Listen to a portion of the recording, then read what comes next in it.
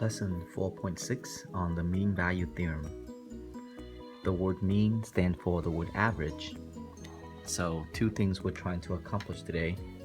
One of those two things is to know the graphical representation of the mean value theorem, and also to apply the mean value theorem to a function over an interval analytically.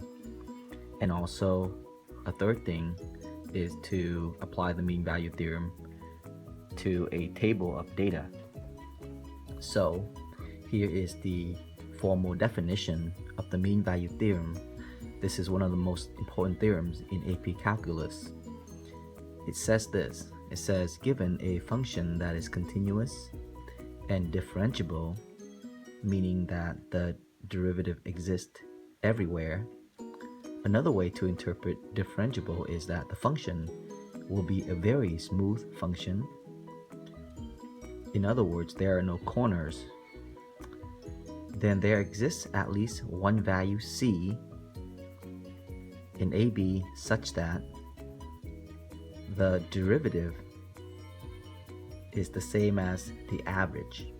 So here's what I want you to think of it before we maybe look at a graphical representation. Mean value. Think of the word mean as the word average. Imagine you're driving from here to Las Vegas, and the distance is perhaps 300 miles.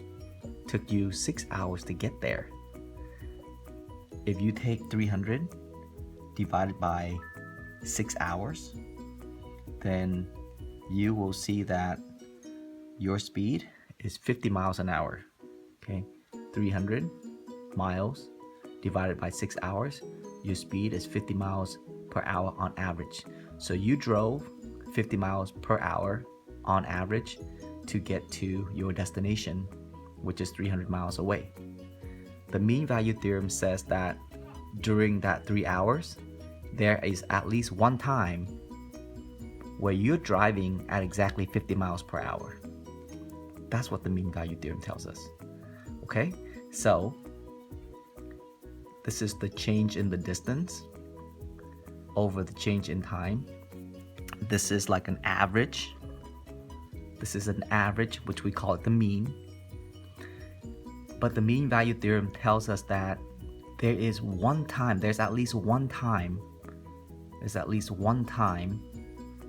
I don't know, it could be the second hour, it could be the 2 hour and 30 minutes into your trip, but there's at least one time where your speed is the same as the average speed.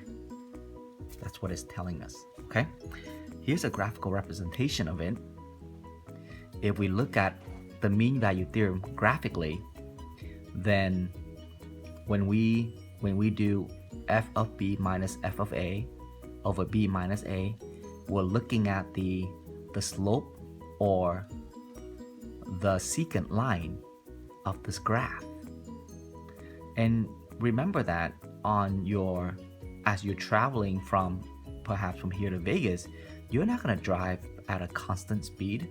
Your speed will change depending on the situation, right? But on average, you're going to get there in driving at 50 miles per hour. So this is the graph of your position depending on the time, and the mean value theorem basically tells us that if you find the average speed over that 3 hour span, then there is some time between that 3 hour where you're driving at exactly the same as that average speed. So when we do f of b minus f of a over b minus a, we're really calculating the slope of the secant line, and the theorem guarantees that the derivative at some point is exactly the same as the secant line. Keep in mind that we're looking at slope, okay? And slope is a number. The secant line is also a number, or we call it average value, and that's also a number. So in our situation that I gave earlier, this segment would represent the number 50, and then this slope would represent the number 50. Okay, let's take a look at an example here. Is there a point C so that the conclusion of the mean value theorem given this function from time 4 to time 9? By definition, the mean value theorem says that there is some time such that the derivative at that time is the same as the average rate of change. The average rate of change, okay? Now, from looking at the given information, we know that A equals to 4 because A is always the starting point of the given interval. B is 9, and C is between 4 and 9. C is between 4 and 9. We know that the mean theorem guarantees that there will be a time C. The reason is because the function that we're looking at here is a function that is closed and is differentiable between 4 and 9, which satisfies the mean value theorem. Therefore, it tells us that for sure a C will exist. Sometimes we can find that C, sometimes it is extremely hard to find that C, but one thing we know for sure is that that C exists, so that this is true. In this case, we can actually find it. So let's do it. So here's what we know. We know that we know what f of b is, because f of b is really f of 9, a is 4, and we know how to evaluate f of 9. Replace 9 in here. You get 3 because the square root of 9 is 3. Replace 4 in there. You get 2 because the square root of 4 is 2. And 9 minus 4. So here's what we know. We know that the average rate of change is 1 over 5. That was the average rate of change for this graph from 4 to 9. From 4 to 9, the average rate of change, or the secant line that connects from here to here, is 1/5. Okay? So the big question here is there a C? Is there a C somewhere between 4 and 9? Is there a C somewhere between 4 and 9?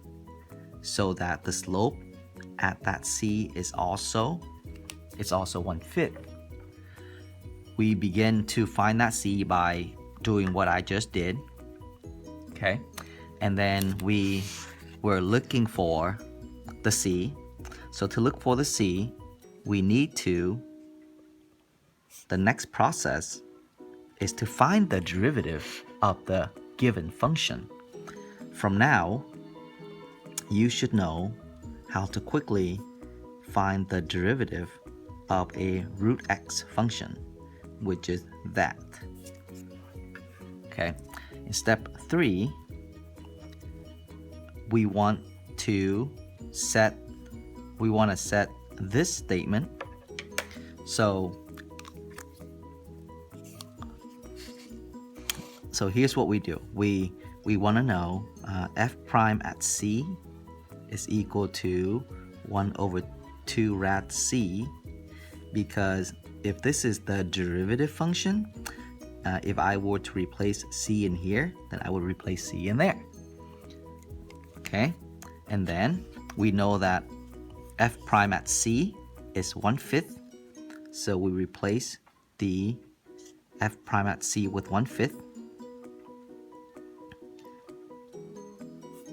So what allows us to find, so what is the value of c so that the derivative equals to 1/5? Well, this now boils down to just an algebraic problem in Algebra 1. Proportion says that we can cross multiply, divide both sides by 2, square both sides. So c would equal to 25/4. 25/4 is the location where the derivative at that point is 1/5. And by the way, 25/4 is 6.25. So somewhere here, which is 6.25, the derivative at 6.25 is also 1/5. So find a point C. We did. C equals to 6.25. Let me go back to just kind of briefly review with you. The mean value theorem guarantees that there is some time between A and B such that the instantaneous rate of change is the same as the average rate of change, and it guarantees that that time will exist if we have a smooth function and it's differentiable. So here we have a smooth function and it's also differentiable between 4 and 9. So the mean value theorem will apply to this problem. We began to search for that magical number c, where the derivative at that point is the same as the average rate of change, by first stating the formula, okay? And then we know what a's and b's are, so we plug them into our formula. We are able to evaluate f of 9 and f of 4. And then we are able to subtract a and b. That brings us to 1/5. Okay, we take the derivative of our function. We plug c into the derivative function, and then because we know what f prime of c is, we replace that with 1/5, and then we solve for c, and c comes out to be 25/4, which is 6.25.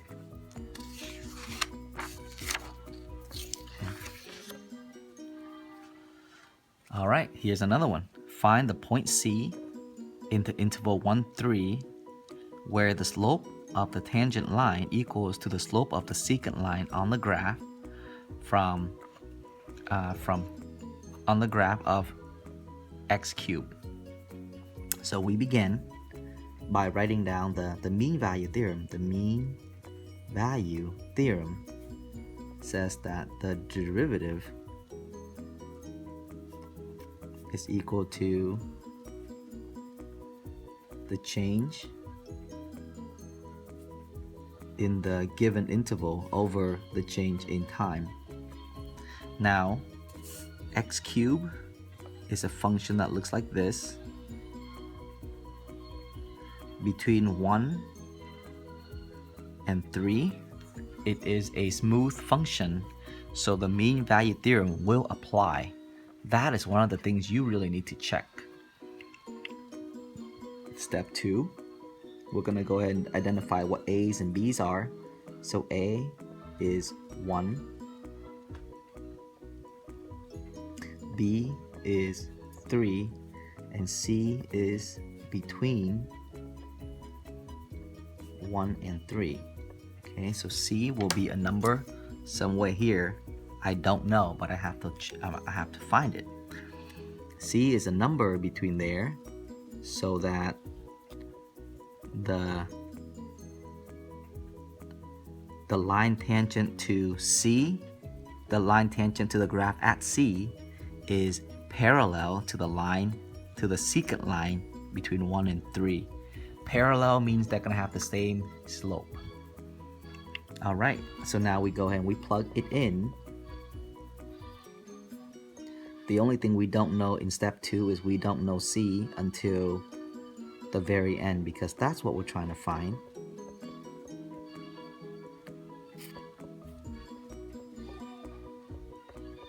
Now, to evaluate f of 3, we plug 3 in here. This is our function, and that gives us 27. When we evaluate f at 1, we get 26. 3 take away 1, that is 2. So, guess what? F prime at C is equal to 26 over 2. That makes it 13. Okay? So, we have finished step 2. In step 3, we now find the derivative of the function.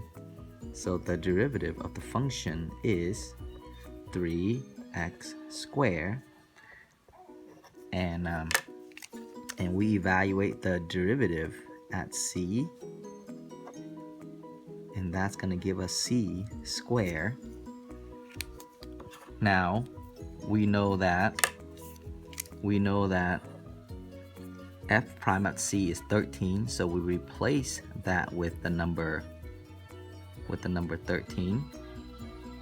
So you have 13 over 3, divide both sides by 3, and then you take the square root of both sides, like this. So C is going to come out to be root 13 over 3. Don't take the negative number because the interval is only between 1 and 3. Say if you want to know what is rad 13 over 3, you can use your calculator,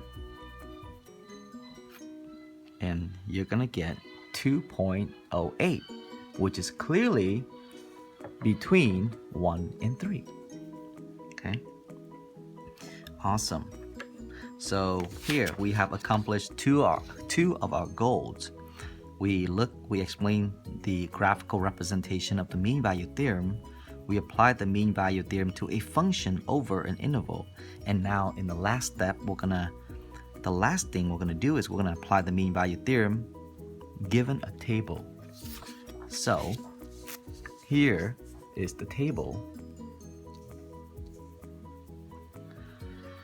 The following represents the position of a particle in inches, where t is in second. Note that s is differentiable everywhere. So these are the position of a particle. If you want to visualize what a particle is, I would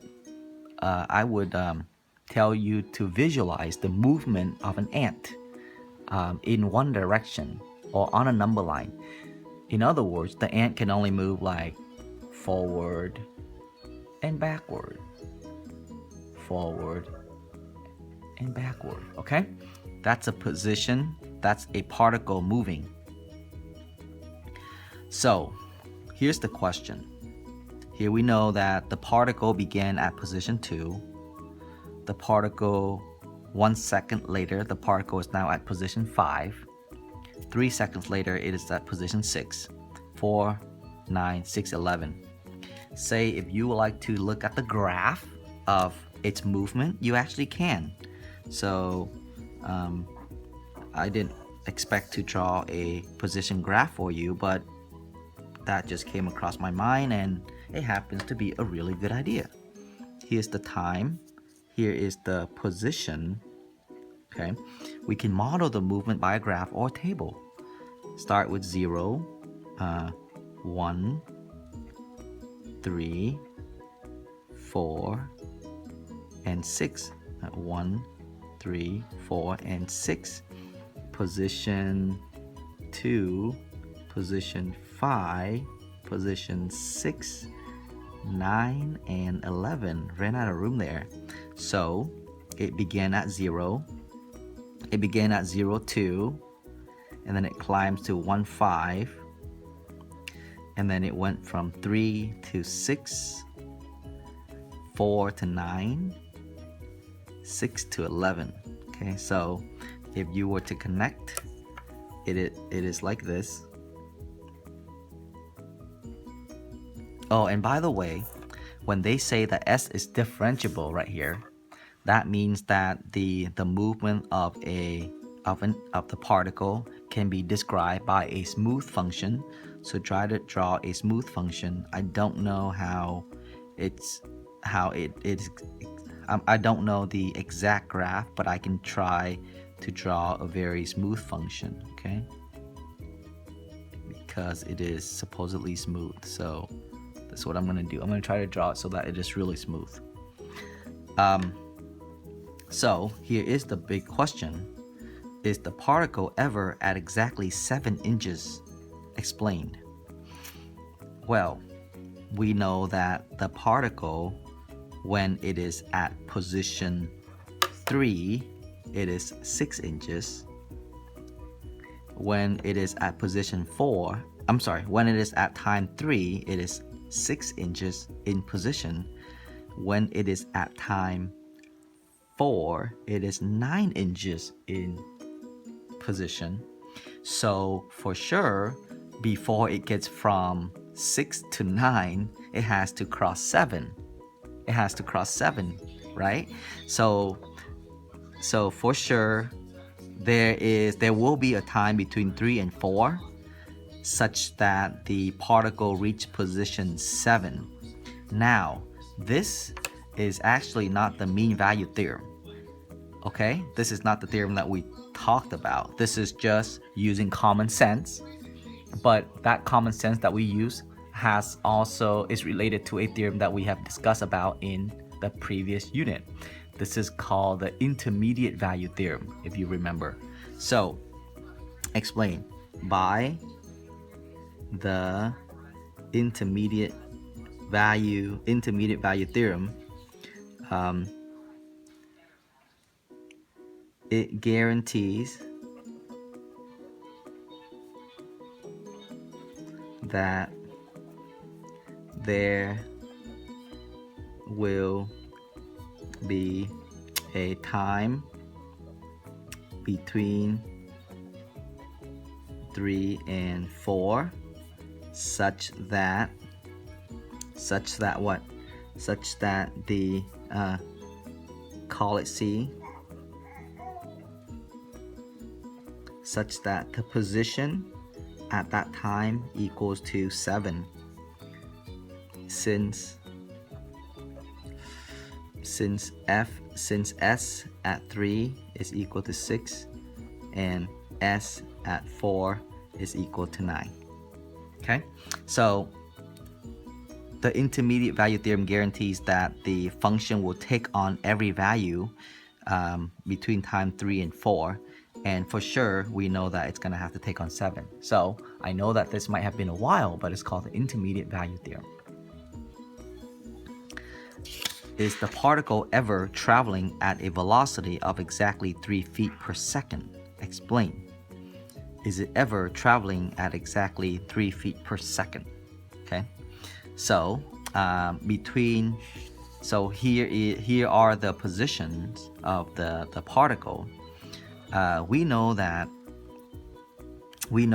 the average rate of change between the first second is 3. Okay, so you have to analyze the table and you have to see that the average rate of change is 3. So the mean value theorem guarantees that there will be a time somewhere between 0 and 1 second where the velocity is exactly 3. Also, keep in mind that between 3.6 and 4.9, the average rate of change is also 3. So for sure, there will be a time somewhere between 3 and 4 seconds where the velocity is 3. So let's write this down.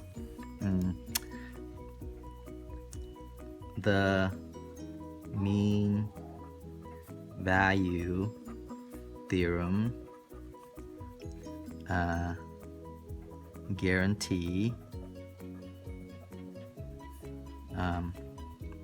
a time, call it C, between 0 and 1 seconds. Since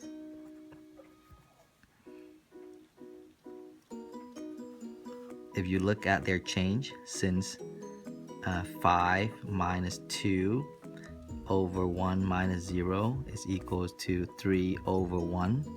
So there has to be a time such that it equals to 3. Also,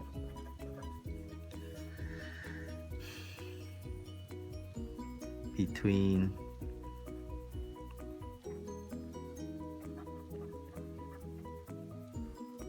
three 6 and 4 9, since the average rate of change is also 3, and we can prove that by saying it is 9 minus 6 over 4 minus 3. Therefore,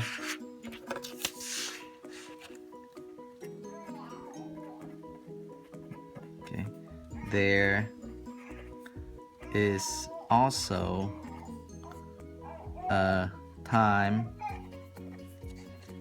between 3 and 4 such that the exact velocity, we call it the derivative is the exact velocity, is also 3. Okay, so yes, the mean value theorem guarantees that there's a time between such that equals to 3. So we know that there's a time between 0 and 1, and we know that there's also a time between 3 and 4.